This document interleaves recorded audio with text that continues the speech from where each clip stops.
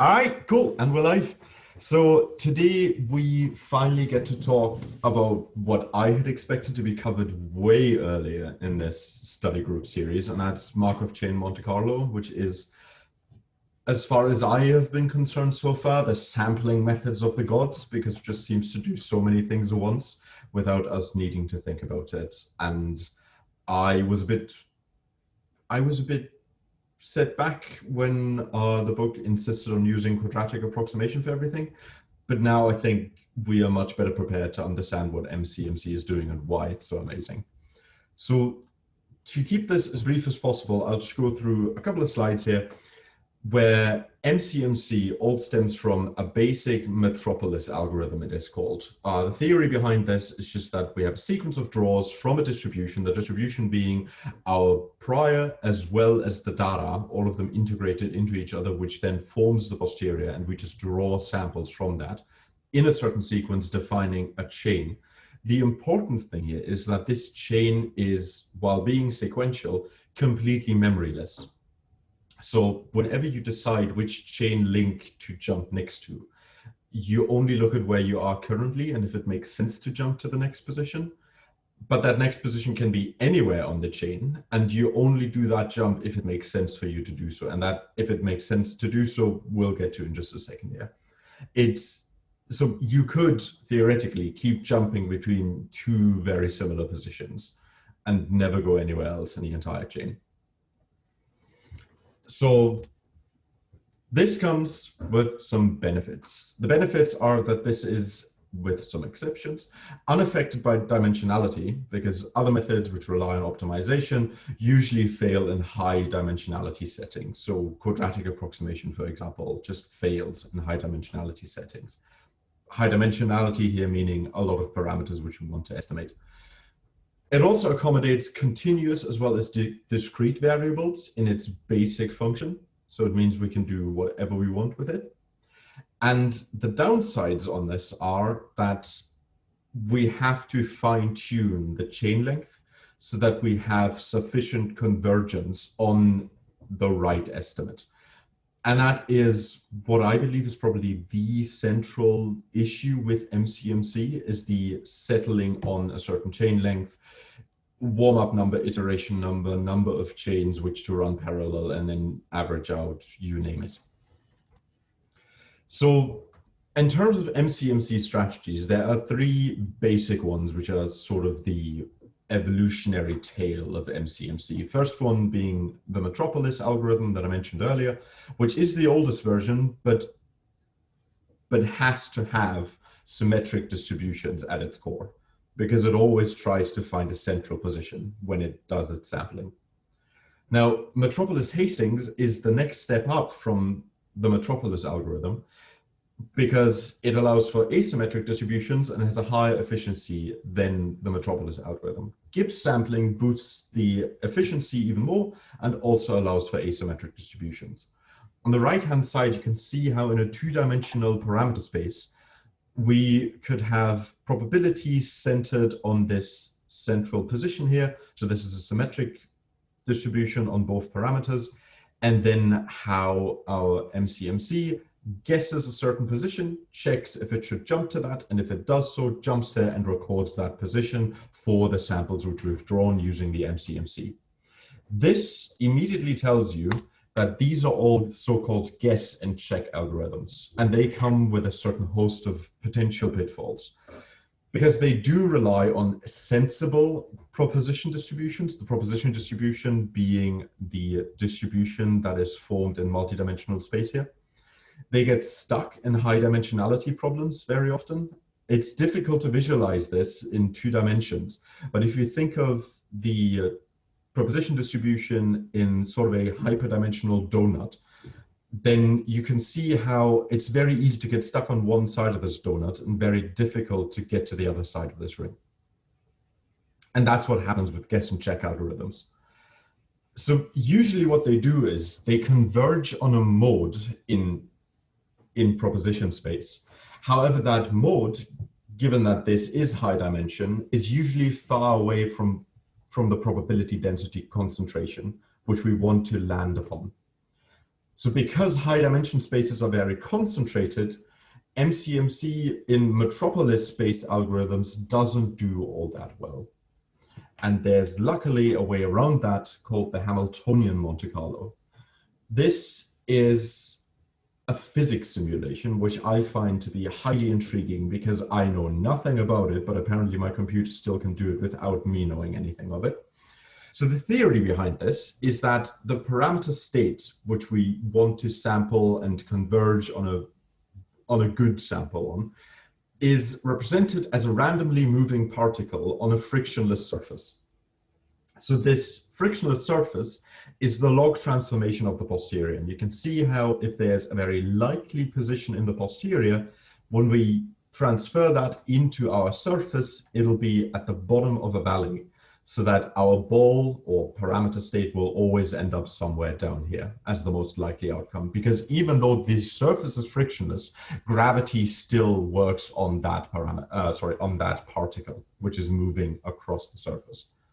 This Hamiltonian Monte-Carlo is also known as HMC and implemented by the Rethinking package as ULAM, also implemented via other languages of Stan, and JAGS does it as well, if I'm not mistaken. But for now, we're just talking about ULAM, so we do not need to concern ourselves with Stan implementations as of yet. I'm sure that'll come later down the road. This is known as a gradient-based algorithm instead of a guess and check algorithm, because what it does is, even in high-dimensional space, it doesn't get stuck.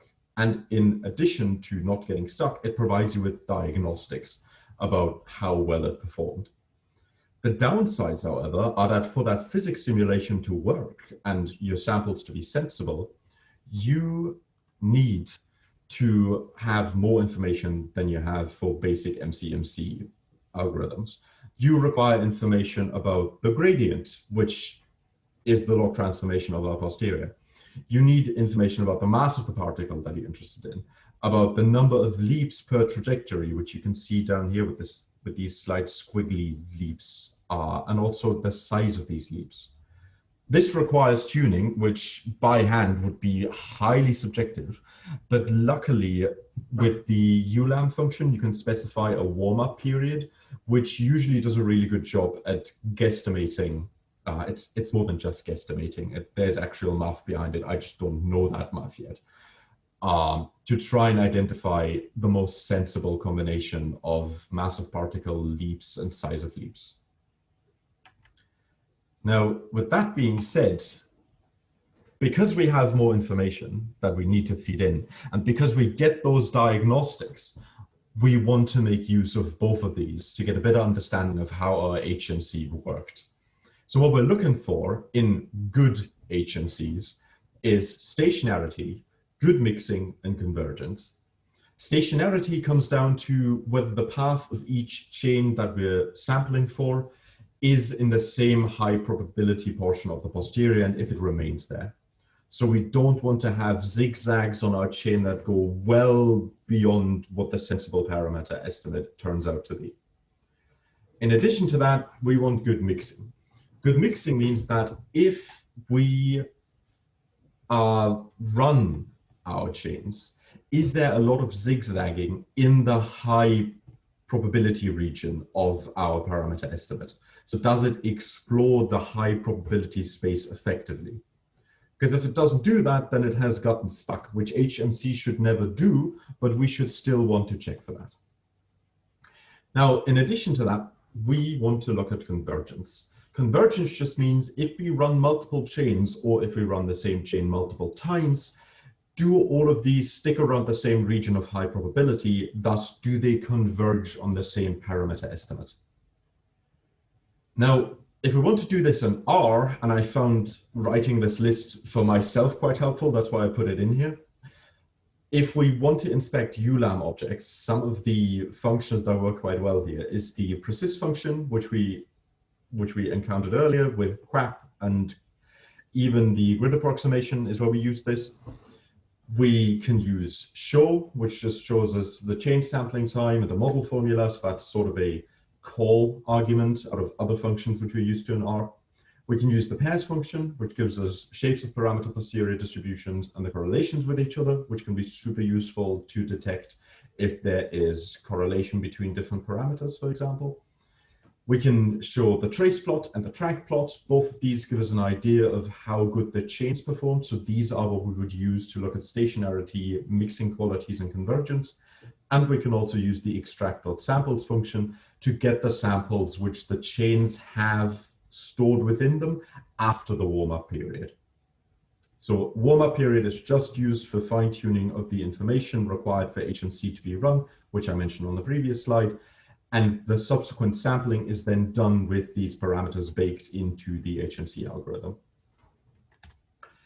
So to have some examples, because those always help me, on the left-hand side, we can see a bad example of a trace plot and a track plot. So what we can see there is we've got outliers in our chains, especially right around here. I would guess that's around the 550th sample. We've got quite an outlier in the blue chain, and then in the black chain around 900, we've got a really big outlier. So this identifies non-stationarity, but also it identifies that there's not a lot of mixing, because in these regions in between, there's not a lot of zigzagging of a high probability space. You cannot make out a high probability space here. Convergence also is what I would define as meh, because I haven't seen enough trace plots or track plots yet. So I can't say this is terrible, but I can definitely say it's not as good as this. So I just think it's meh. And I need to critique this, so it's not good. On the other side, on the right-hand side, we can see a good trace plot, where we can see that stationarity, except for this one outlier here, is a given. We've got good mixing because there's a lot of zigzagging in high probability space. Also interesting to point out the different sizes on the y-axis here. So this space is much more condensed than the space on this left plot here. And these chains all converge around the same area of high probability. Now the track plot just shows us the ranks of different sizes that we obtain. So it's basically taking all of the samples and putting them into a histogram. And what we would like to see is that the histograms mix, i.e.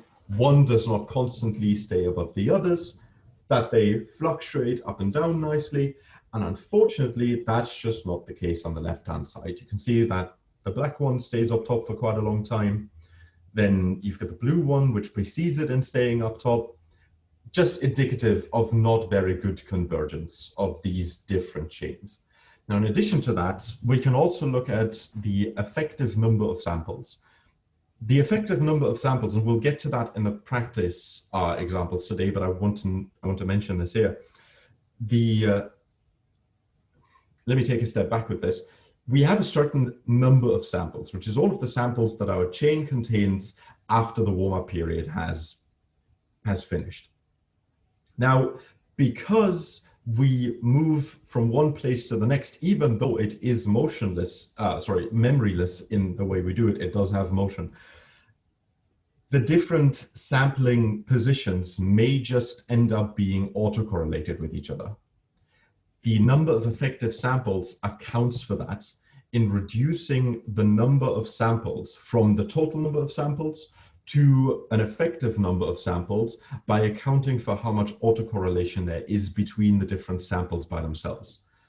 So this gives you a better idea of how much actual value is in your data. That's the best off-the-cuff explanation I've got for this. And you can see that with 116, this is far below the 478 on the right-hand side. That being said, you would usually like to look at n_EFF in comparison to the total sample size which you let the model run for. So by itself, NEFF might not be a very valuable information criterion. That being said, the book mentioned that as soon as you go above 200, you're basically fine. I suggest that this is probably very dependent on what it is that you're actually researching with your model. So I think that rule of thumb is a bit like the rule of thumb of p-values of 0.05. So I'm not the biggest fan of that one, to be honest. That being said, 116 is smaller than 200, and for now I'm just going to run with it. And the rest of the plots just perform badly. On the other hand, right-hand side, we can see that these chains are mixing quite well when we look at the histogram plots of these, so the track plots, and the NEFF is high. which is also applicable for the above plot, which also shows you the exact same number of effective samples. Just one more example of this. Once I've mentioned that this issue right here is run on the exact same data, but the exact same model, the only difference in these outputs is that the right-hand side has informative priors being used, which constrain where the model looks for high probability, which is great because now I feel as though the insistence of McElrath on having us use at least somewhat informative priors really comes home to roost.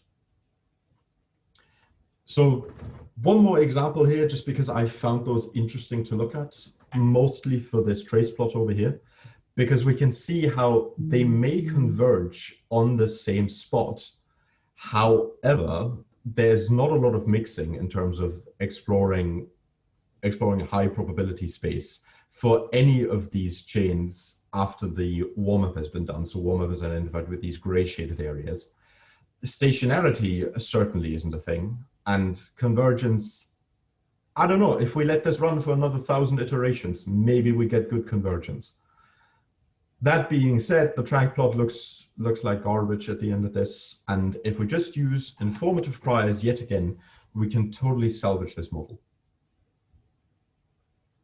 And that's just my quick summary of chapter contents and lecture contents. And if there are no more comments or questions on this, I would just transform us over to the exercises. Transform, I'm going to move us. I'm not going to transform us. Jesus, sorry about that. Like, you haven't talked about the user center. Is that next lecture, or am I totally misremembering on this? Sorry, Jan, could you move away from your mic a tiny bit? Yeah, my mic is my headset, so I'm not sure if I can try. Am I too loud? You are very loud, and your microphone is definitely overcompensating for either breath or any other kind of air.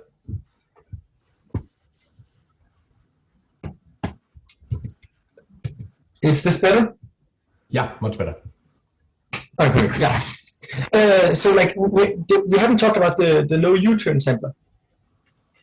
Is that next lecture, or am I? No, so the no U-turn sampler is implemented in HMSC. Sorry, not HMSC, HMC. And it basically does that stuff for you. So it was covered in the video lecture and the book. Did you by any chance read the book chapter or watch the YouTube lecture? Nope. No. I watched the lecture 2 months ago. Would you could I trouble you to do these things before coming here? Yes. Coolio. I will do that next time. Sorry. No, all good, all good. I hadn't quite made that apparent when I first introduced this whole concept. But I feel as though, and this isn't directed at you, Jan. This more goes out to everyone. I feel as though we're somewhat losing the spirit of a study group, and we're moving more into a I am explaining everything, which is a tiny bit stressful on my end, and I'd be happy if there was a bit more audience participation at times. That out of the way, the U-turn sampler is a really good mention here, Jan. And I implore you to have a look at the book. It wasn't covered in much detail, and I assume that is because HMC handles it for you internally. For everyone else who might not have had the chance to look at the chapter, the lecture, whatever, I'm quickly going to go into this. So a U-turn would basically just mean that if we have an unfortunate combination of number of steps that we take until we take our next measurement and size of these steps, due to our particle simulation, we may just start up here, move over here in, I don't know, 5 steps, then be dragged back by physics, move for another 5 steps, so we want to go 10 steps in total, and we end up in the same place where we started. I don't think we can see your mouse. Oh, you can't. Oh, that's sorry. Have I? Let me quickly reshare the screen. It might also be that because I'm doing white on white. Can you see my mouse now? Yeah. Coolio. Thanks for pointing that out. So this ball over here starts where it currently is, moves all the way to the opposing point in the valley, but then because of gravity working in this physics engine, it gets pulled back all the way over here to where it started, in 5 steps over to the right, 5 steps over to the left. It could also be 8 steps to the right, 8 steps to the left, just has to be the same number of steps until you hit the U-turn.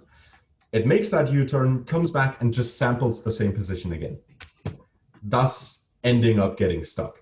There's a no U-turn sampler, which is implemented in HMC, if I'm not quite mistaken, which basically identifies once it goes into a U-turn and then just says, I'm just going to stop here and I'm going to sample where I'm currently initiating the U-turn, and now I'm starting back up again. Yeah, so usually there's some hyperparameters when you run HMCs, right? One of them are the step size, and one of them are the momentum thingy. And usually, like if you have standardized data, it's basically like if the step size is 0.1 and there's 10 steps, then you basically transverse 1 standard deviation, right? So you can like kind of intuit them on standardized data what these steps should be. And the magic thing about the no U-turn sampler is that it figures this out for you. And like I think the way another thing the U-turn sampler does, it flicks the particle in both directions, and then it takes the one of those two that are the least autocorrelated. And that means that statistically you get a sample. You get a sample that is further than random away from the mean. So you can draw 1,000 samples and then have 1,500 effective sample size. Just like if I told you I have 2 samples, one of them is taller than average and one of them is shorter than average. Then you have more than 2 samples of power because you know they're anti-correlated. And that's what the U-turn sampler affords you. Well, I get a feeling you should be running these. Thank you very much. In other words, that was really well explained. Thank you so much. You're welcome. All right. I think with that being said, I am now going to move us over to transfer. That's the word I was using, that I was looking for earlier. I'm going to transfer us over to the practical examples. And obligatory question to which I'm afraid I know the answer already. Who managed to get a look at the exercises?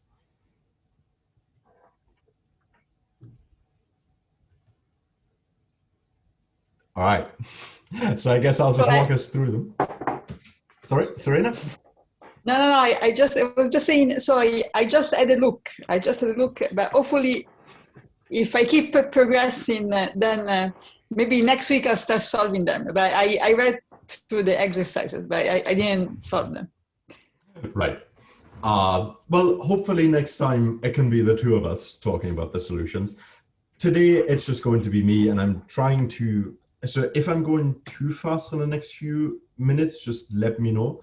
Like I said, I'm a bit on the time crunch, so that might make me go faster than is applicable here, and then just tell me and I'll slow down.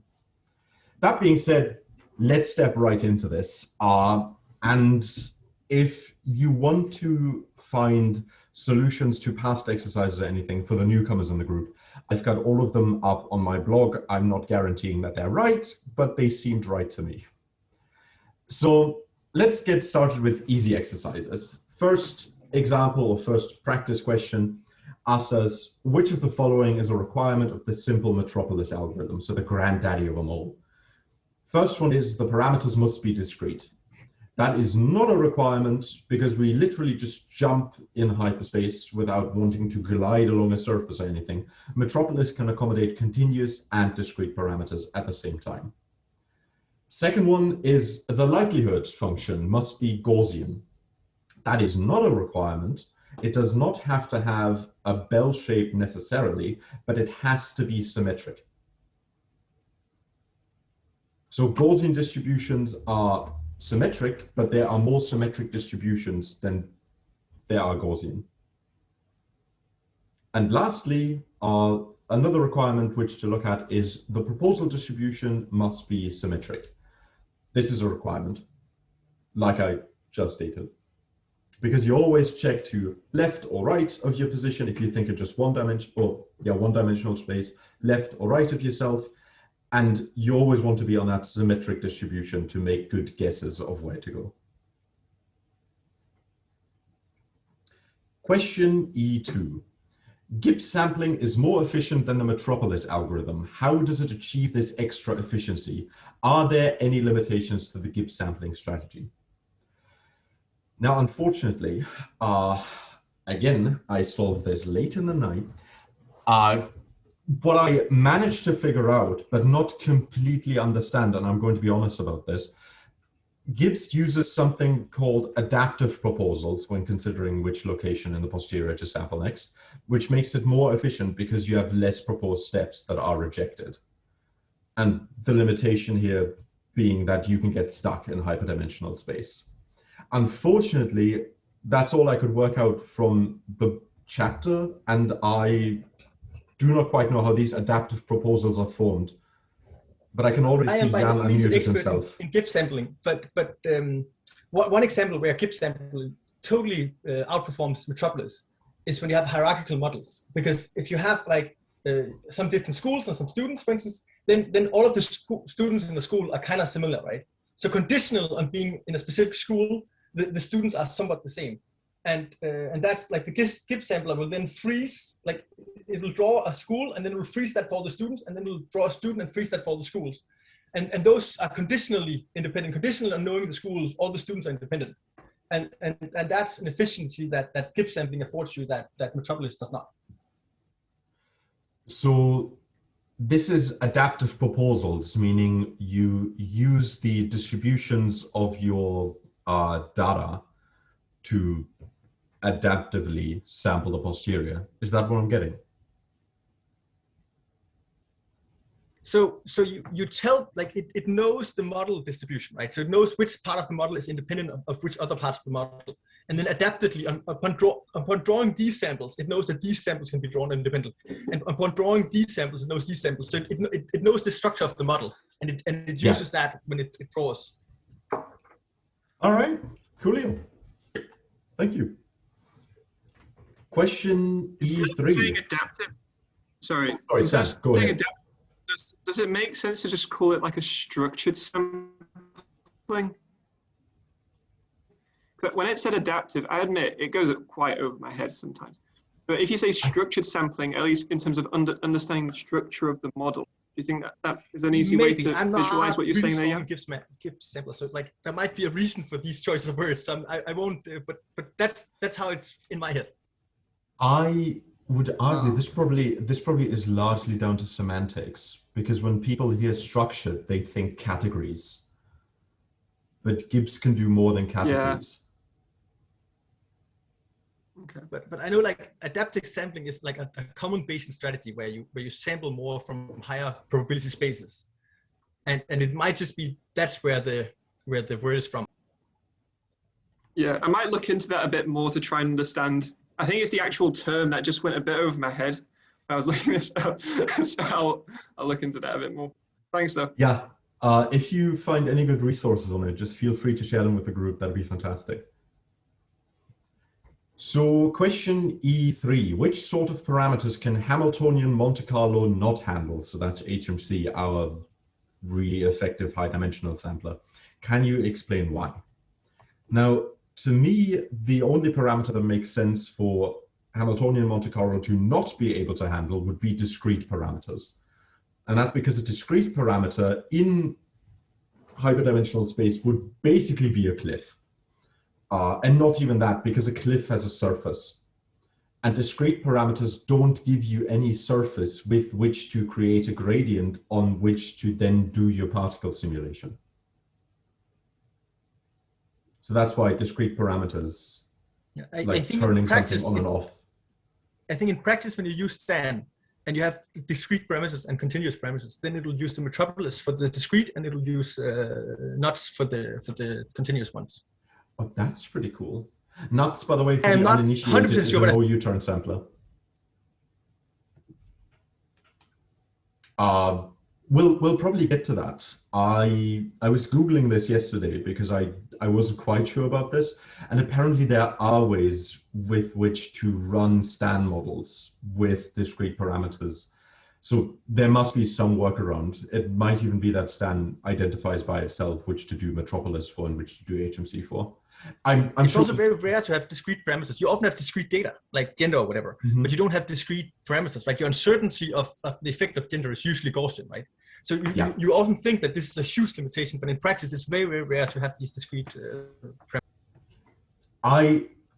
You're raising a really good point there, because that is something that tripped me up yesterday in the night when I solved this. Because for the first 3 to 5 minutes, I was thinking about this issue. I had the disconnect between parameters and variables not down, and my mind just went to, of course I'm going to have discrete variables, until it finally clicked for me and was, no, it's the parameters which we estimate with which to create the response from the variables.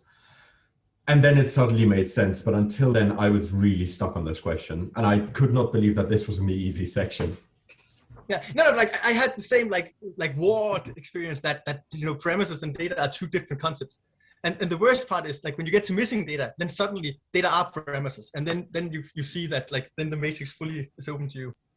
Yeah. I like the pop culture reference there. Practice E4. Explain the difference between the effective number of samples as calculated by STAN and the actual number of samples. So this comes down to amount of information within the samples at hand. And usually the samples, I talked about this earlier in my quick summary, so I'm not going to go too much in depth on this.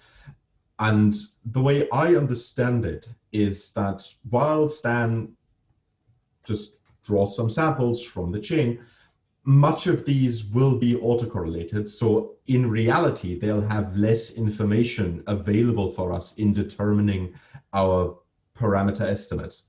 Hence why we have reduced effective samples. That being said, if we use a no U-turn sampler, which Jan mentioned earlier, and I've got a quick paragraph on this here, we may end up with anti-correlated samples from the chain, which could actually end up increasing our number of effective samples above the number of samples we've drawn with STAN to begin with. That being said, that's very rare. No, I don't think it's very rare. I think most times when you run the U-turn sampler on simple models, you get like almost 50% higher effective sample size than real sample. Oh, okay. STAN is freaking amazing. Okay, I'm looking forward to that then. I just did not encounter that in the solutions of these exercises so far, so I thought, must be rare, especially because he only mentioned it in passing and saying, if you have anti-correlated, it shoots up. All right, I'm looking forward to seeing that. So moving along to practice E5, which value should R hat approach when a chain is sampling the posterior distribution correctly? So R hat reflects the variance within a chain versus the variance between chains in terms of the samples they've drawn. If this is at value of 1.0, we have perfect convergence between the chains. With that being said, usually there's a certain rule of thumb that I heard about, which is that if you have an R hat value of 1.1, you're still quite happy with how the chains have converged. That being said, the closer you are to 1, the better your chain is exploring the posterior distribution correctly, and it always approaches this from values above 1. Yes, so like the intuitive thing is you're using your chains to make inferences about your regression coefficients, right? So if your chain sucks, then you just overestimate the variance of your regressions, right? And that's also where this number n equals 200 comes from, right? Because if you actually had when you have 200 samples, your error is very small. So therefore, if you have 200 effective sample size, then the extra error from sampling is very small, right? And the same thing, like if R hat is 1.1, that kind of means that your error is 10% larger than it should be, because that's the between samples extra variance. So at least within 10% you can trust your inferences, right? It's like it's dodgy hand wavy math, but that's the concept. Yeah, it's It's where Bayesians, I feel, do the thing they always accuse frequentists of doing. That shade. I mean, tell me if you disagree. I think it was maybe 2 or 3 weeks ago you started cracking these jokes, starting to realize that Bayesians slip into frequentist methods slowly. Yeah. But no, but this Bayesian frequency is silly, right? Because when you're actually drawing samples from a model, it is actually the long-running frequency of your samples. So it is actually so sampling is frequencies.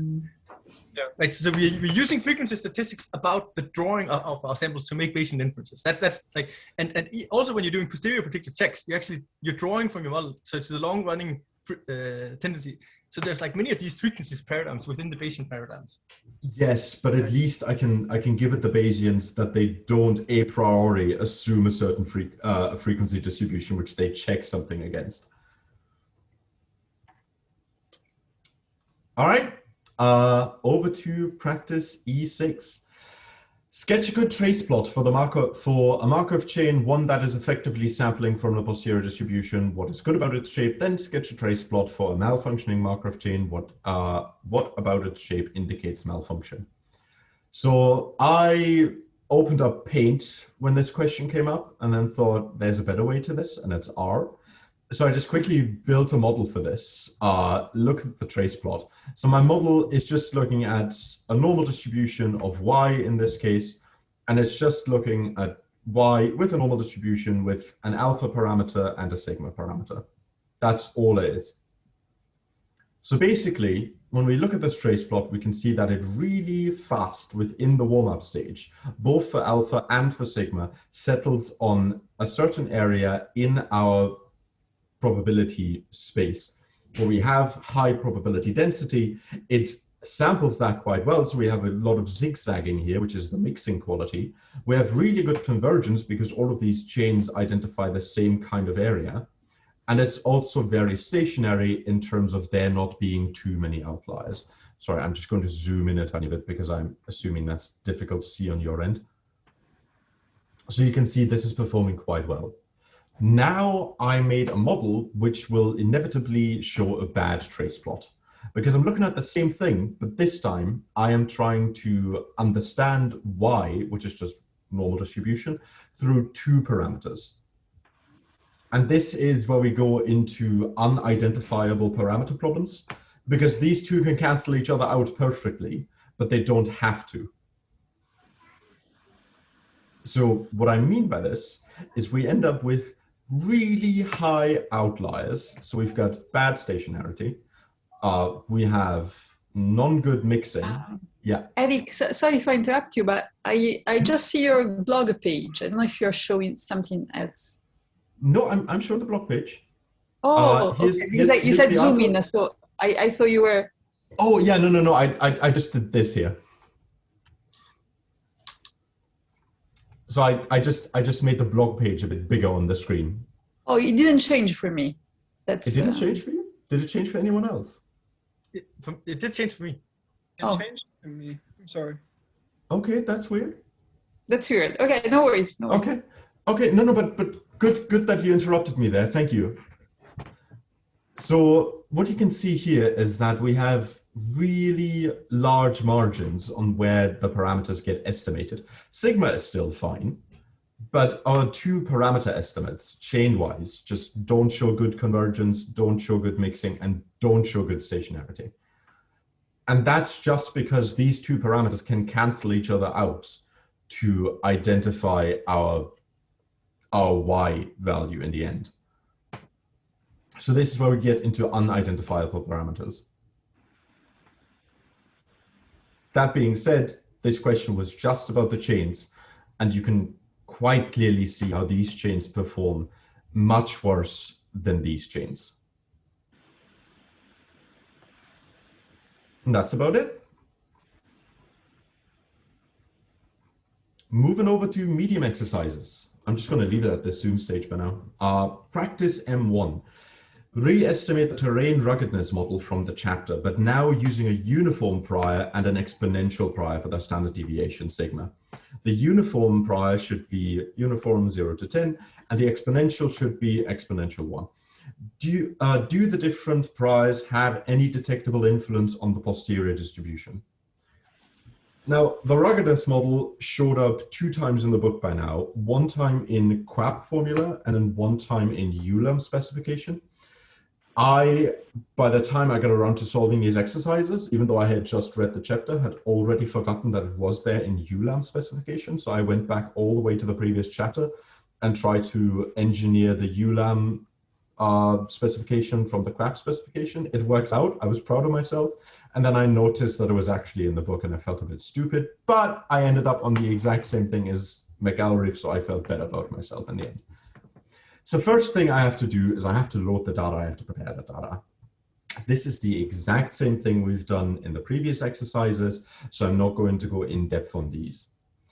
The important thing that we add on to this, however, is that we combine all of our different variables by the end into a list which only contains elements which we actually want to end up using in our model.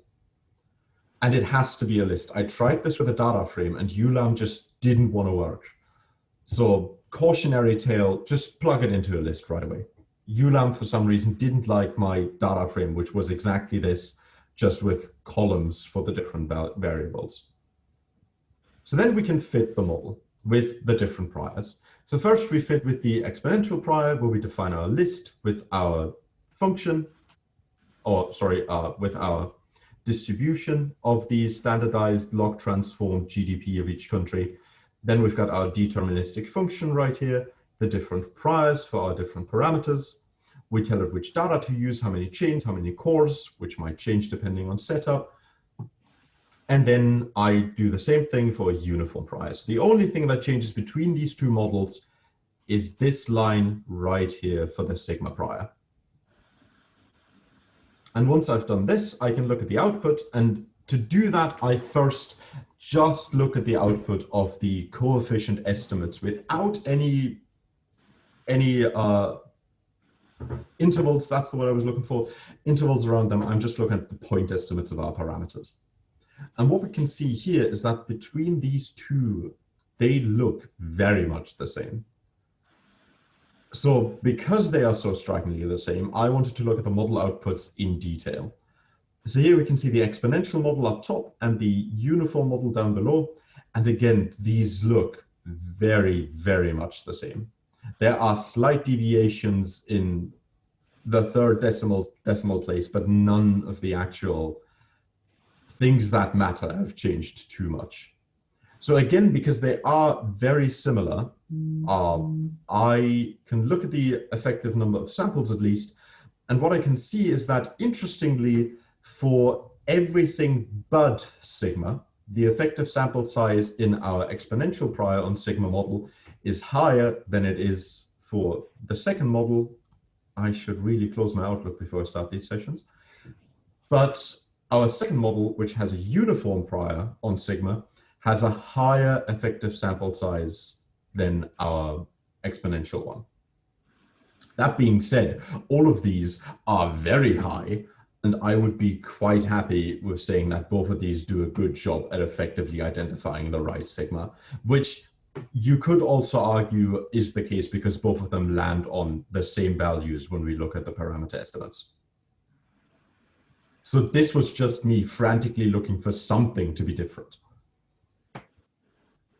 So I then just plot the samples of these sigma distributions. So I extract samples from both models, just retain those pertaining to sigma and the estimate thereof, and I then just push all of that to Tidybase, and we can see that the distributions that have been sampled with both the exponential prior as well as the uniform prior are strikingly the same. So there's actually, also like way more than 20 countries, right? Like how many countries are there? Sorry? How many countries are there in the data set? There should be around 170. Yeah, so like so then the weight on the like if they have the same like a variance, then the weight on the posterior should be like 99% based on the data, not the prior, right? And usually the prior is broader than the likelihood of the data. So it's probably like maybe 99.9% of the weight that is on the data part. The data is definitely overpowering the prior here. Yeah. That was especially because 0.1 is also very far. Sorry, you just hit us with really good comments. That was really helpful. That was really helpful. Could you rephrase that? Because these are like the little bits that go just over my head. But when you're talking about overpowering the model with, can you just rephrase that slightly? Yeah. So like we can just like, let's imagine like you have a data set with one data point, right? Then you can't do frequency statistics because you only have one data point, but you can do Bayesian statistics because you have a prior. Yeah. So now I have one data point, and some oracle told me that the standard deviation of my one data point is 5, and my prior also has a standard deviation of 5.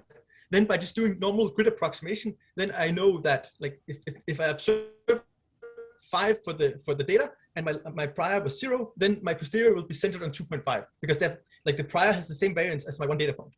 If I then have 4 data points, then I think but I'm not sure, but I think then my data will count then my data will count 4 times as high as my prior. So I will for every time I should have picked better numbers, right? But for every time I'll take 4 steps towards the likelihood of the data, I'll take 1 step towards the likelihood of prior, and that's so I'm going to end at around 4 if all my data points were 5 and my prior was 0. That makes a lot of sense. Yeah. I remember a really good visualization of this in the book. Let me see if I can find that. I think we talked about that in, like chapter 2 or something. It was something that was mentioned. I completely forgot, but that was a really good point to bring back up again. I found it right here. Yeah, exactly. Yeah. Right here, you can see how the prior gets shifted around with each added data point. So one thing, like just to get a feel for this, one thing I would advise people is, so that's the only thing that sucks about this book is that it's not very mathematical. So like the intuitions are very squishy, right? But the math for this, like doing it in hand, is so stupendously easy, right? So you just take the whole thing of like a quick sermon on Bayesian statistics. So in frequency statistics, there's this likelihood thing, and it has like a really weird syntax because it's not a true probability density function. In Bayesian statistics, we don't care. So it doesn't integrate to 1, but it looks like something like it has the correct shape. So it's just a question of finding like a fudge factor, then it integrates to 1. And basically, if you take that shape, like if you just take like a start with a coin model or something simple, and you have like some prior beta and some likelihood thing that also has some shape, right? If you just take pointwise, like all the points from like 100 points from 0 to 1 for the prior, and all the points from 0 to 1 for the likelihood, and you just multiply those 2 vectors. Then you get a vector that has the correct shape of the posterior. It's just unnormalized. So if you just do this trick for some distribution, then you get a really good idea. So just plot the prior, you plot the likelihood, and you plot the unnormalized posterior by just doing the grid approx trick. Then you get a really good feel for how the prior weighs different things. I think I saw exactly that down here. Yeah, exactly.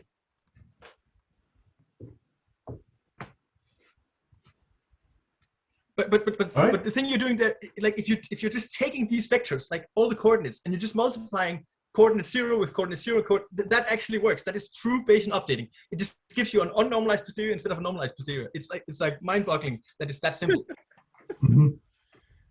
Gotcha.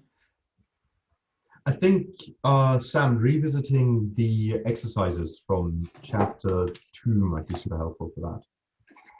Yeah, now that I'm slowly realizing my fluency wasn't quite there at the beginning, and these little things that should have clicked immediately, and that's why I asked you to reword it. And like, oh my goodness, yeah, we talked about this weeks ago, but it's like, yeah, but it just comes up in a different way.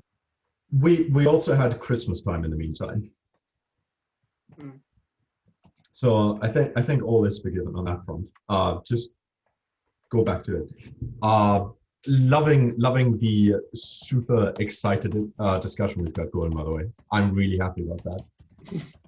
I will now move over to practice M2 if that's fine with everyone.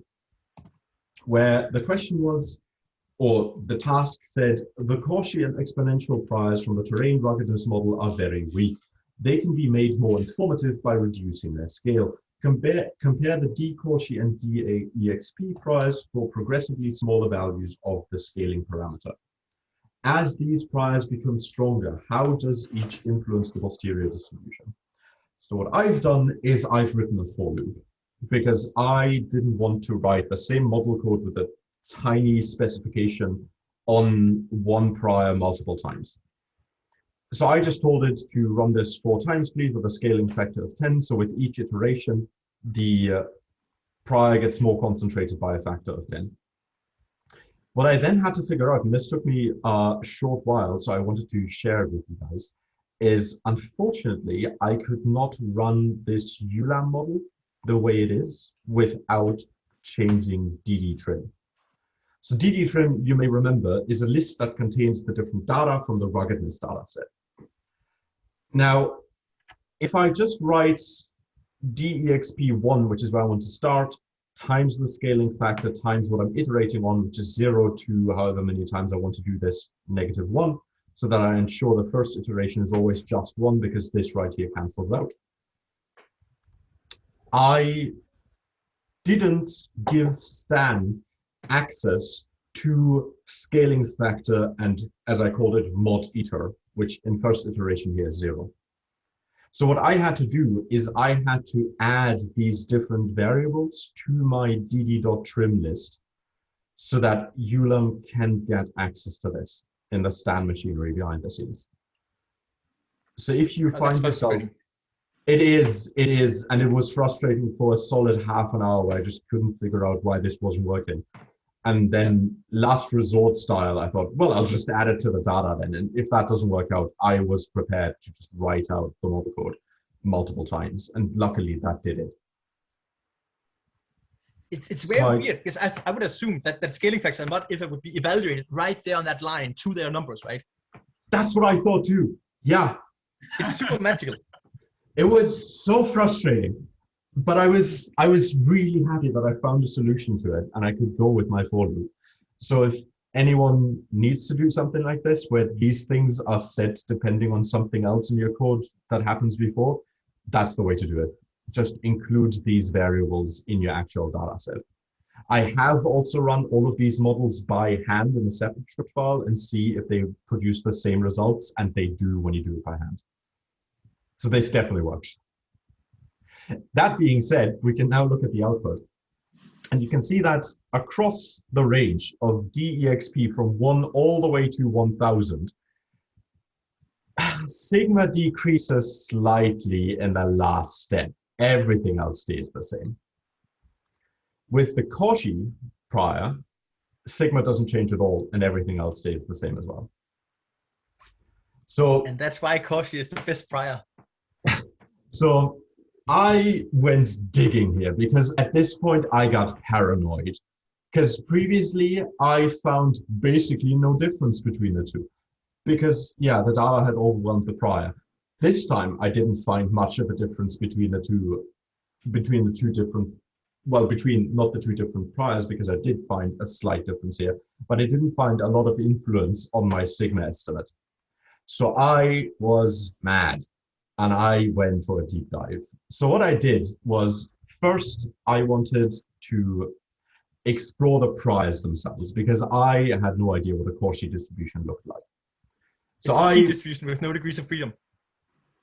Thank you. I arrived at this plot, and I finally noticed, all right, the tails in a Cauchy distribution are much heavier than they are in an exponential distribution, meaning that with a highly concentrated exponential distribution, we force our model to a much, much tighter probability density region than we do with a Cauchy distribution.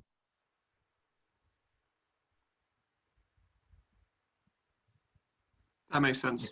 So like philosophically, a Cauchy distribution is basically like a Frankenstein normal and uniform, right? So it's normal when you're to the center, and it's kind of uniform when you're far enough away, which means you can say like, it's probably here, but if I'm wrong, don't shoot me, right? It's an amazing distribution. Is that, I love that with the mathematical notation just below it. Just say it's kind of uniform. Just don't shoot me. Yeah. I love that. All right, moving over to practice question M3. M3 was to re-estimate one quick thing. Yeah, Every mathematician hates the Cauchy distribution, Cauchy, because it doesn't integrate to zero. Like so like the tails are so fat that it actually doesn't it's not like when you do the integral, it doesn't give the one it's supposed to, because it just doesn't hit zero, like even when you go super far away. So it has some annoying properties if you're a mathematician, but those annoying properties are exactly why we like it. Well, thank God we're not mathematicians, and that's probably the only time I say that. No, it's the variance that's undefined. Sorry, so it has infinite variance because the tails are so fat. Over to practice M3.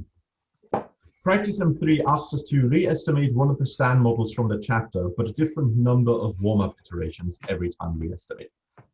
Be sure to use the same number of sampling iterations in each case, compare the effective values. So what I do is I just run with the ruggedness example, which I've used previously, because I have it in here, I've got the data loaded, I can just mosey along. So what I do is I open up a list for all of my starting arguments so that all of my chains for all of my different models start at the exact same point, so that there's no randomness introduced there, because I want to compare them only on the warm-up. So this is, if you think about the trace plot, this is where the first sample on the y-axis is drawn for each parameter. So then I just specify the model itself. I let it run for a super short iteration of just 100. So the model itself is saved. You can see how this gets executed here. I then put another for loop up. And with this for loop, I just do a warm list where I say I want to have warm up of 5, 10, 100, 500, and 1000 samples, which are for the warm up. Then I open up a matrix for my effective values, which then gets populated with the effective samples for each parameter for each model. I run my for loop where I first identify which warm-up parameter I'm after. Then I run my temporary model where, and this is a cool thing about ULAM, I think, where we can just plop in the model which we've specified previously into the ULAM itself, and then just give it new arguments of how many chains to run, how many iterations to run, warm-up, start, you name it. So this is how iteratively in a for loop, I can manipulate the warm-up without needing to write the full formula, so the full model out. I could, of course, have done it the exact same way as I did previously, where I just put the model in here and then just do warm-up equals whatever. That being said, I was so stunned when I saw that you can do this that I thought I need to include that myself. Then I just obtain the effective sample sizes, save that to the row, to the row that's corresponding to my current warm-up, and I go along to the next model. So here you can see how all of this got executed. There are a few warnings in there. For example, saying there aren't enough warm-up iterations to fit the 3 stages of adaptation as currently configured, reducing each adaptation stage with a given number of warm-up iterations. So this is just telling us that it's already tried to fix something for us.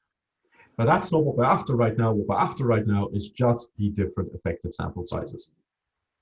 And here you can see for my different intercepts, for my different slopes. So this is country in Africa, this is country not in Africa, this is country in Africa, country not in Africa, and then ruggedness against log GDP, which is standardized. We can here see our different samples, warm-ups on the left-hand side. And you can see that a warm-up of 5 definitely wasn't enough to tune our hyperparameters of our HMC to a point where we're happy with the output of our effective sample sizes. 10 already got us way high, which I would actually argue a warm-up of 10 would be enough for this example.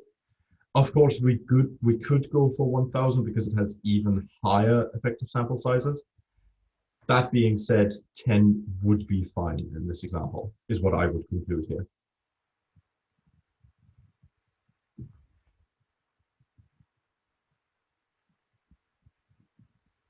Jan, you're thinking about something.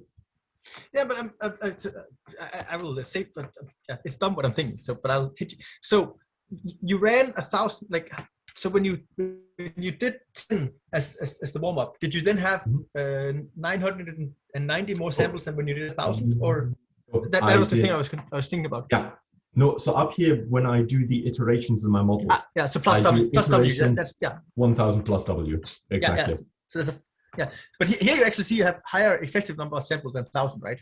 In some of them, right? Holy shit, you're right. Yeah. Oh my God, and I said it's rare earlier. Yeah. Yeah. And with 500, so actually with 500, right? So if you had drawn 500 less samples, you would still have more effective samples, right? Yeah. Allow me the terrible pun, but this is nuts. Exactly, but it is like nuts. Is freaking amazing. Yeah. All right. Moseying on to practice H1. Run the model below and then expect the posterior distribution to explain what it is accomplishing. So what this model is doing, and this is a bit weirdly specified because there's no deterministic formula in here or anything that we're usually looking for. What we have is just A as a normal distribution, 0 with a standard deviation of 1, and then a Cauchy distribution for B with 0 and 1. We just run this model, there it gets executed. I then look at the precise output of this to look at the different posterior distributions. And first thing I notice is, damn, that's a lot of uncertainty. Because those intervals are quite large on our 5.5 to 94.5. What happened? Also, effective sample size is very different between the two of them. So what has happened? Well, I want to do a trace plot. And what we can see is that, well, first of all, what has happened is because it doesn't get any data, which it is trying to merge into the posterior, what it's doing is it's just executing the priors over and over. So it's just sampling from a normal distribution, it's just sampling from a Cauchy distribution with these parameters. That's all it's doing. So then we can look at the trace plot and see what has happened here. And we can see that, yeah, I mean, there's mixing, there's stationarity, there's convergence. If we ran multiple chains, there probably would be convergence in both of these, to be honest, on alpha, on A. However, this was done with I think this was a normal distribution. Yes, so this was with a normal distribution, relatively high effective sample size. However, as soon as we go into the Cauchy distribution, we get pretty big spikes, which all comes down to those super big tails, which we discussed just minutes ago. So this is basically our chain going far out there and saying, don't shoot me, and then returning to a central value.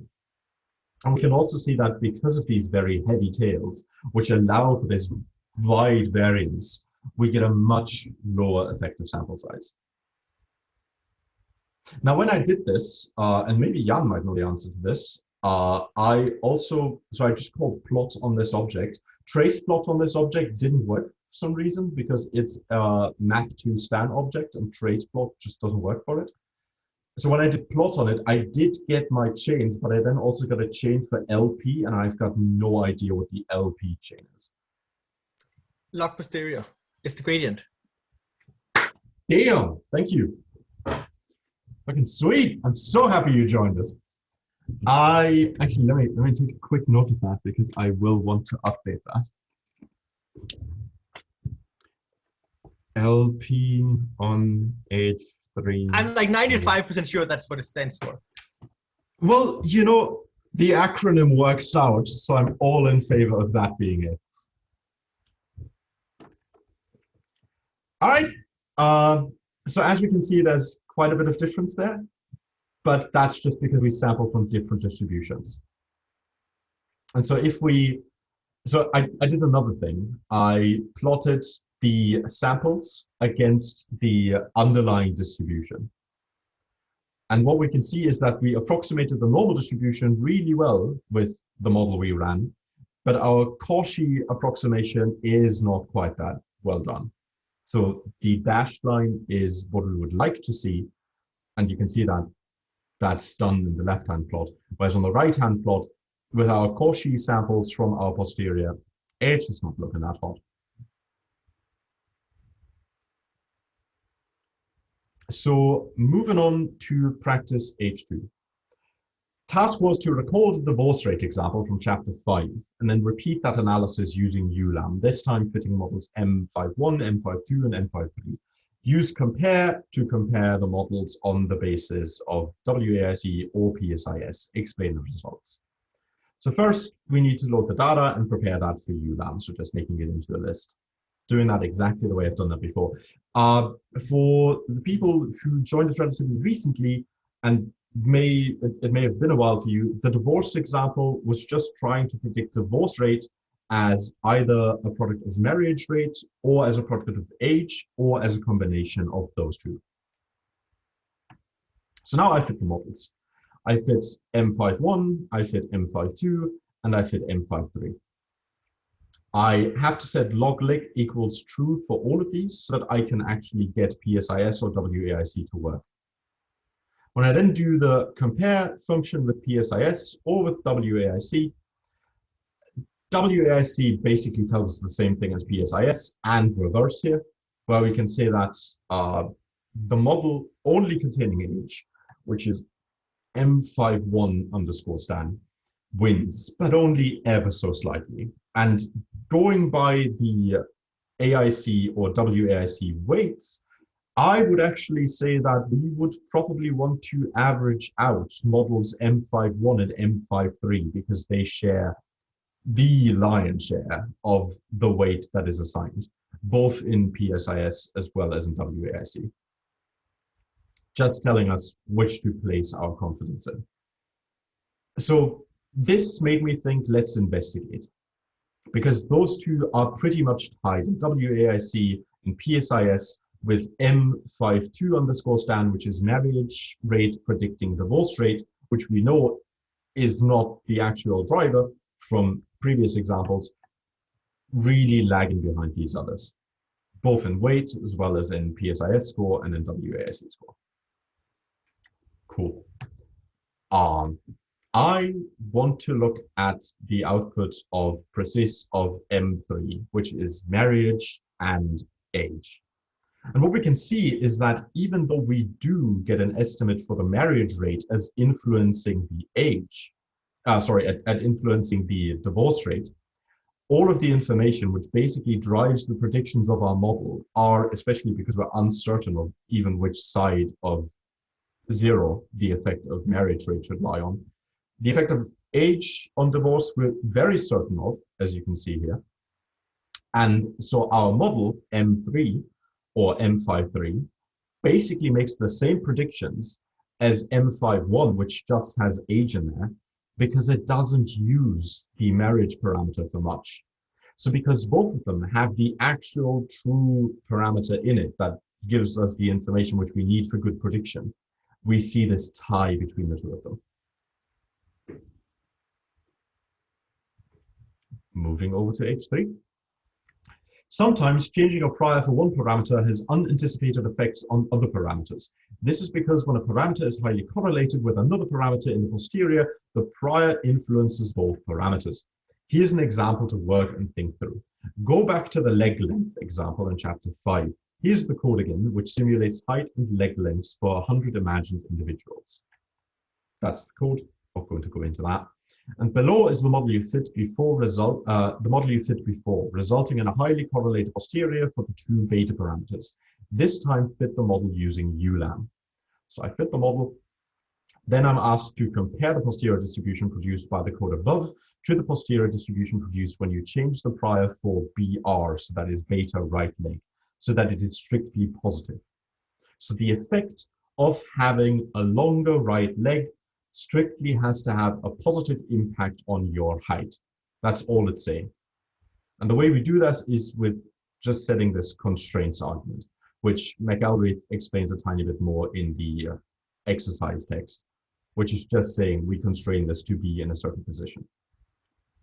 Now, it's probably easiest, at least from my point of view, to look at the pairs plots, which we can do here. So we're really going through almost the entire list of ways to inspect your ULAM objects, which I had on the PowerPoint slides earlier today, which I was quite happy with. So first thing I want to do is I want to look at the pairs plot of our model 1, which is our original model. You can see there's a negative correlation between the values in BL and BR, which is beta left leg and beta right leg. Why is that?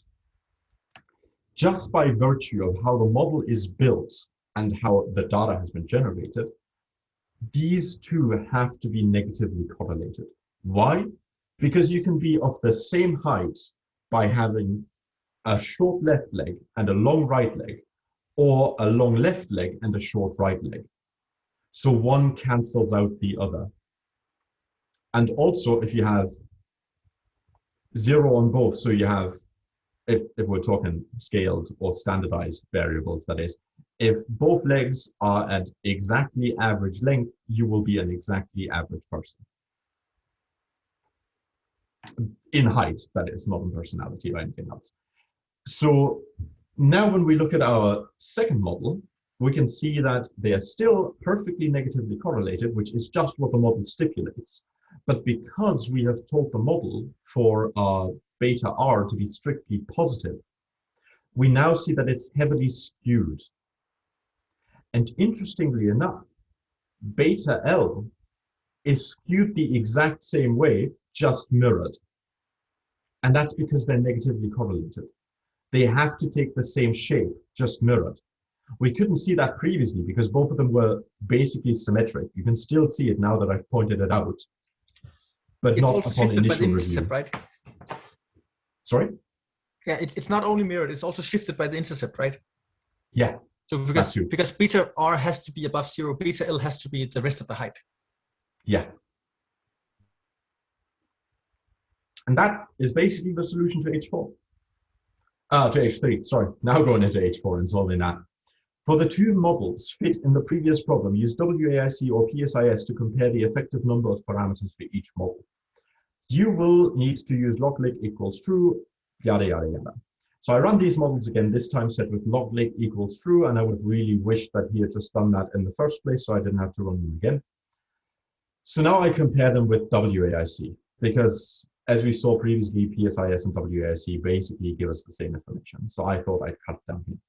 And we can see that the two of them are basically tied in terms of what they tell us, or how we would prefer one over the other. The only thing that is worth pointing out to my mind is the difference in PWAIC, which, if I remember it correctly, tells me something about the flexibility of the model, where it's indicated that model MH_2, again, both of them tied in predictive power, is less flexible because it has a constrained prior, the prior beta R being constrained to be strictly above 0.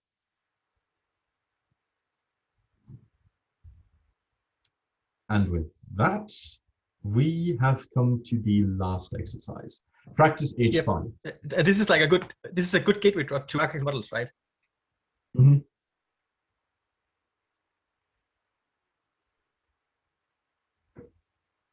Okay. Yeah.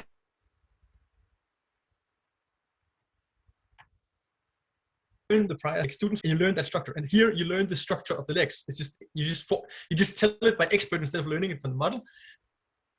But trains the model, and that and of course it's harder to overfit, and that's why it's effective.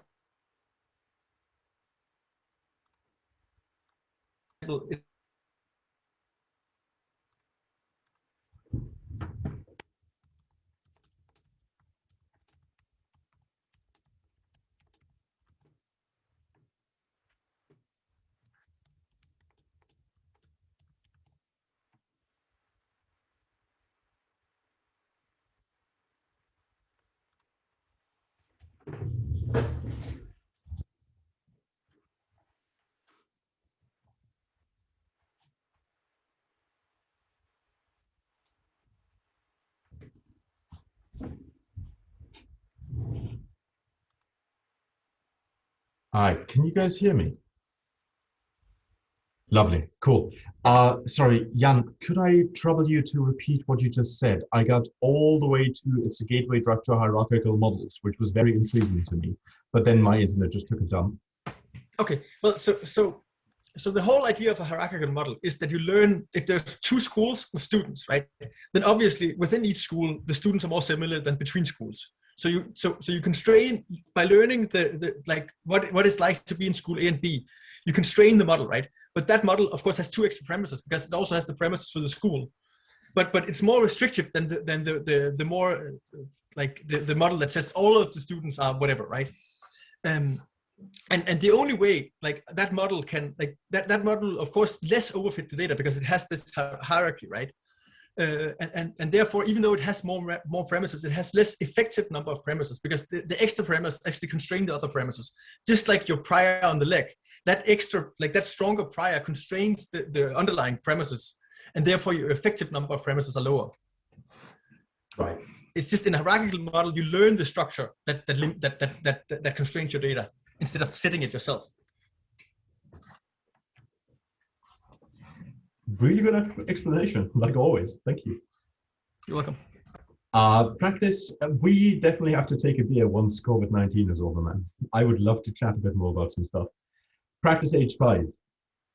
Modify the MetroPOLIS algorithm code from the chapter to handle the case that the island population has a different distribution than the island label. Sorry, this is actually the second to last question.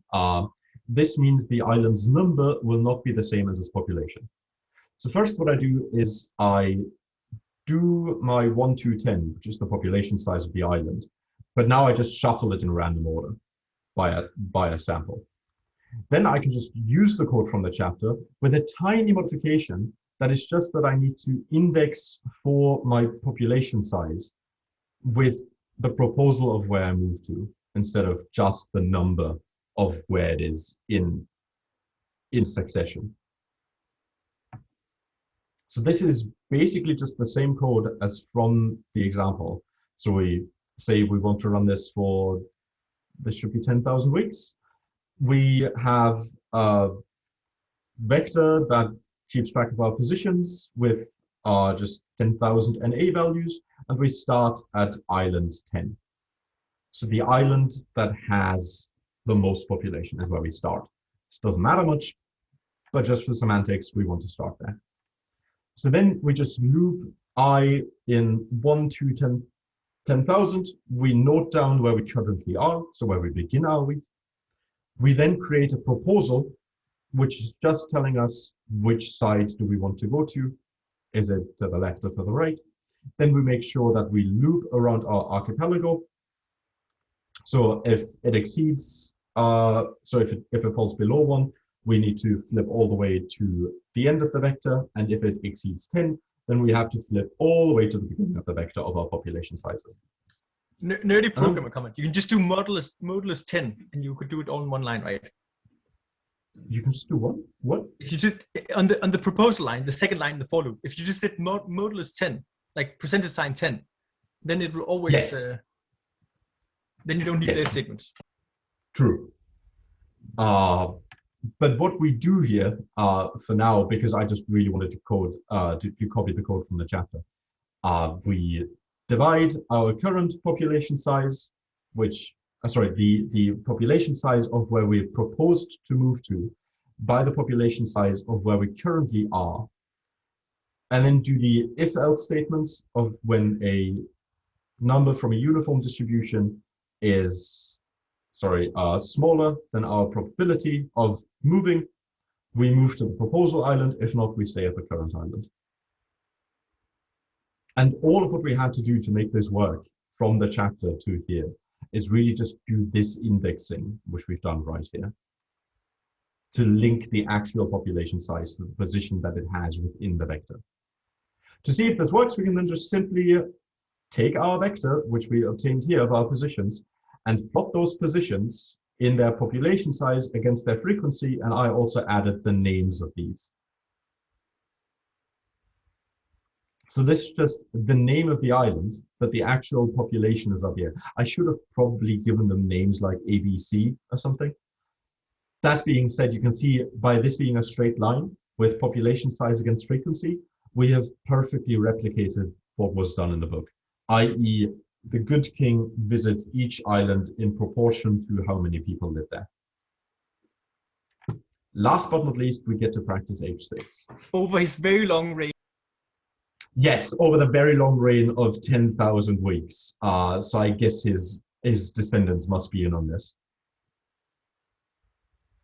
So practice H6. Modify the Metropolis algorithm code from the chapter to write your own sample or own simple MCMC estimator for the globe tossing data, and then model that from chapter 2. So what we basically want to fit is a model that has binomial distribution of a certain number n of our samples, which water is binomial distributed, and we're just looking for if our thumb lands on water, if we catch the globe that is being tossed around the classroom. And this theta here is uniform distributed between 0 and 1, because there's a probability of landing always on land and landing always on water, 0, 1. So we want to, it's actually a METROPOLIS, not a MENTROPOLIS. I probably need to fix that spelling error there.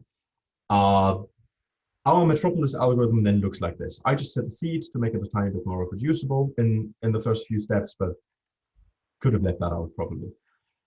So I just repeat the data that we obtained in chapter 2. We landed on water 6 times out of 9 tries. Our prior function is just the uniform distribution with p with a minimum of 0 and 1. And p is an argument which we want to feed to it. So this is basically what we've got right here. So then we say we want to do this 1,000 times. I prepare a vector which is going to be filled with whatever we hit on, and then we start with 0.5. Good estimate is probably to say whichever planet we go to, half of it is water. At least for the Earth, probably a good starting point. Other planets, not so much. So then we just do our for loop, where again we sample what our current estimate is of the likelihood of water, or the probability of water. I shouldn't say the likelihood, because that's a very different thing in this context. I then generate my proposal, which is anything between 0 and 1. So that's just a new proposal of a probability of water on Earth.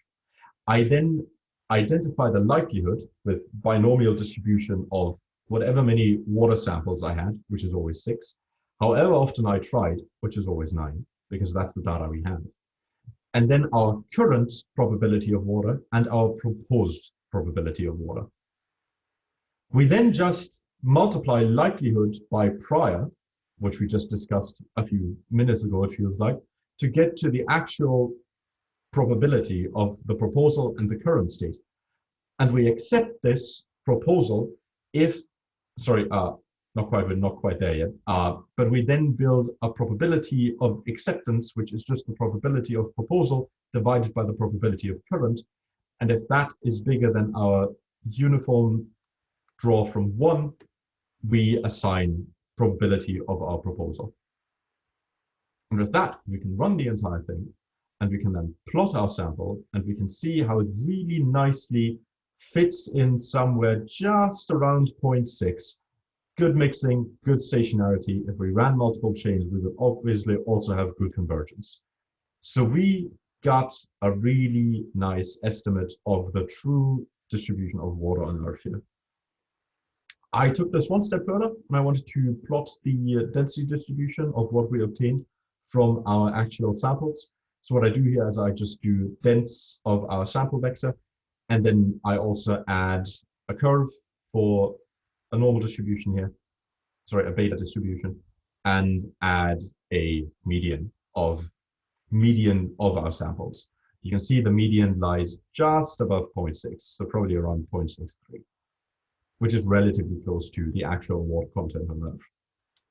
Well, not water content, sorry, that's wrong, because that's 3-dimensional, water surface proportion. And those were my solutions to the exercises. I'm really liking that the study group is becoming more lively again with the inclusion of the new folks. So really happy to have you here, guys. Seriously. One thing that's like a little bit surprising to me is that this Metropolis step works even though the two posteriors, like the likelihood ratio is unnormalized, right? And like I know from Bayes' theorem that the data is just a constant with respect to theta. So it like it almost makes sense, but it's like it feels like the normalization constants of those two likelihoods are different. But like that I might not just need to work it out on paper to actually believe that's how it works. Sorry, that's the likelihood of these two. Yeah, those two likelihoods are unnormalized, right? They do not sum to one. No. And the thing that throws me off is I would be surprised. Like apparently, it's the same normalization constant that both of them needs, even though they have a different theta value or like the p current p proposal, right? So like intuitively, you should expect that a different number should normalize them, right? Because like they do not integrate to the same. And that's why it's kind of crazy that the likelihood ratio is still like a sound thing to do. Mm-hmm. I'm not saying there's anything wrong here. I'm just like surprised. No. Yeah, I get where you're coming from. I think though, because I think it's just because we both treat them the exact same way. It's that. No, I get what you're saying. You would think that they need to be normalized differently, but because they're treated the exact same way, we can actually forego that step altogether.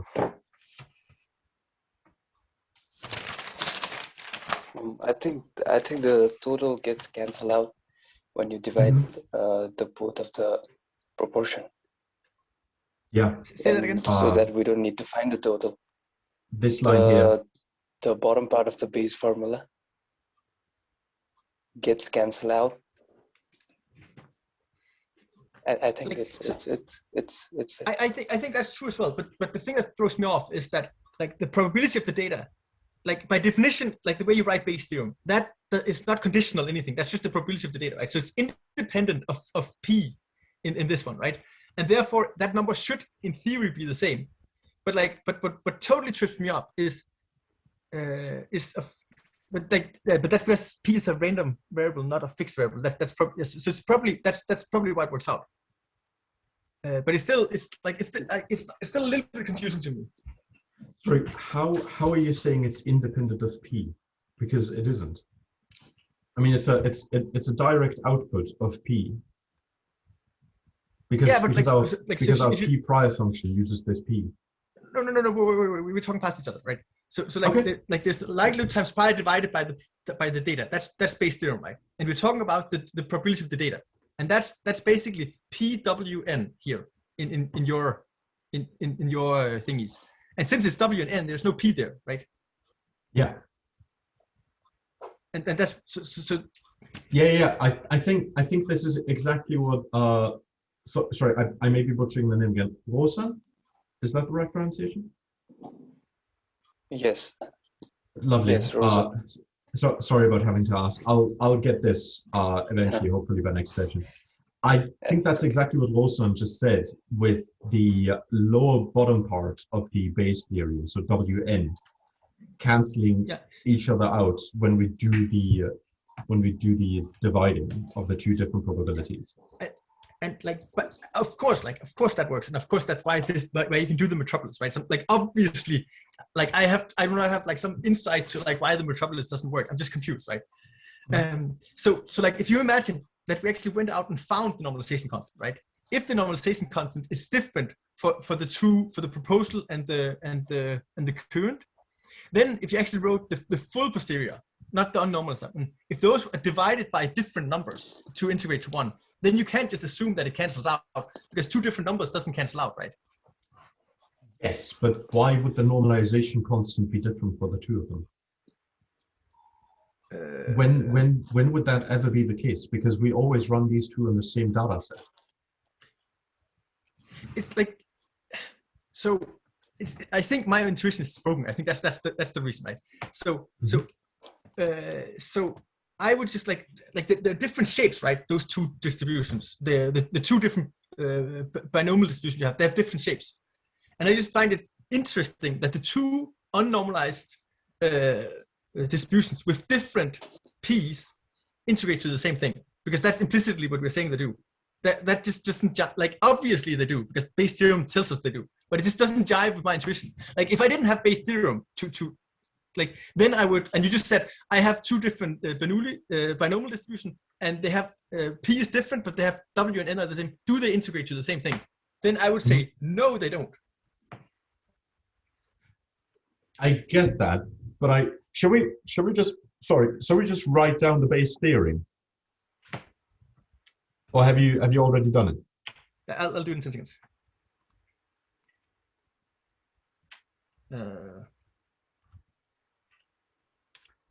Oh, why did I click out of that? So I have it here. Sorry, wait 1 second. I'm just going to stop the screen share so we can see you a bit bigger. So it's the green one, right? So it's the probability of W and I can't remember what I wrote of W and N, right? The probability of W and N given P times the probability of P, right? Divided by the probability of W and N, right? And obviously this part doesn't contain P, so it should be independent, right? And that's why it's a constant with respect to P. But what totally confuses me is P is different in the time. Like, it's two different P's, right? Hold up. I think I might know what it is, because the P in the P above the division thing, that's the one we investigate. But the W and N conditional on P, that P down there would be true global, right? Okay, let's name P theta, right? Because we also have P for probability. So yeah. So now we have theta instead, just to. So you have that theta, which is your prior, right? And you have that theta, which is the one you stuck in there, and it's a fixed value in like so this right here is a number, right? Yeah. And conditional on that specific one, you have some normalization constant, right? And to make this whole thing integrate to 1, right? Yes, but I don't quite see how what's below the division line is conditional on theta. No, it's not, right? So that's why it should be a constant. It's just, if I didn't know this formula and therefore knew that the posterior is normalized, right? Yeah. Then I would not have guessed that changing that thing doesn't change this thing down here. Now I see it. Yeah, sorry. Now I think I've got where you're coming from. Yeah. Like maybe you guys have way better math intuition than me, but I would not have figured that out. I would not argue that we've got better intuition. It may just be different. I'm never going to say it's better. Yeah, but that was my confusion. No, that was, I mean, it sounds like your confusion's cleared up now. Yeah. Cool. In that case, I am going to rein us in here and just stop the meeting for this week. Already looking forward to next week. Again, I can't stress enough how happy I am that Serena, Jan, Rosen, you joined us. Super happy to have you on board. And very much looking forward to next week. Also, Ollie, I haven't forgotten about you. Super happy that you stuck with us all the way to the end. Recording will be out. It's been really good. It's good that it's more lively again, isn't it, Ollie?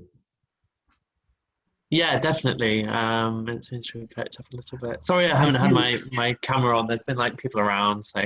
Don't worry about it. I feel as though we've been running a bit out of steam, and you coming in, the new folks, revitalized us a bit, which is great. That being said, I saw that there were a lot of different resources being shared in the chat. You do not have to keep track of them. I'm just going to archive the chats so the relevant parts of the chat, at least, in the drive where we store all of the other material for this seminar. And that's it. Thank you very much for showing up today, and already looking forward to next week. See ya.